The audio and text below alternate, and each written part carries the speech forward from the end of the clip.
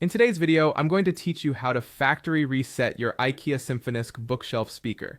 Whether your speaker isn't connecting to Wi-Fi, showing pesky errors, or if you're hoping to link it to a new network or account, a factory reset is just what you need.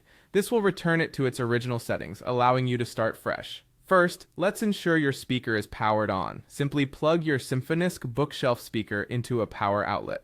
Once connected, it's important to give it about 30 seconds to fully power up, ensuring it's ready for the reset process. Now let's locate the reset button. Take a look at the back of your speaker. You should find a small button labeled Join or Connect. It's often the same button used for Wi-Fi setup. This is the key to starting your factory reset process. When you're ready, press and hold the Join or Connect button.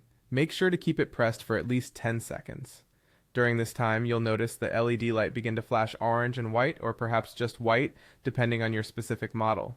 This flashing indicates that your speaker is currently resetting to its factory settings, which is precisely what we want. After holding the button, it's time to wait for the reset to complete. You'll notice that the LED light will eventually change to a solid white.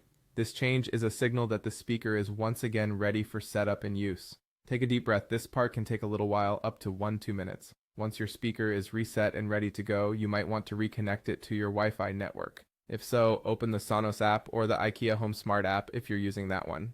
Tap on Set up a new device and follow the on-screen instructions to add your SYMFONISK speaker back to your Wi-Fi network. It's a straightforward process that will bring your speaker back to its operational glory. Before we wrap up, let's go over a few pro tips.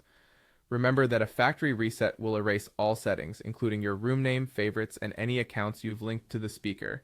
If after a reset the speaker still doesn't respond, try unplugging it for about 30 seconds and then give it another go.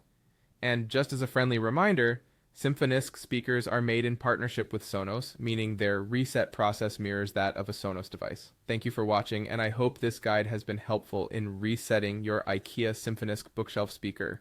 If you have any more questions or need further assistance, feel free to explore more content on this channel. Have a great day.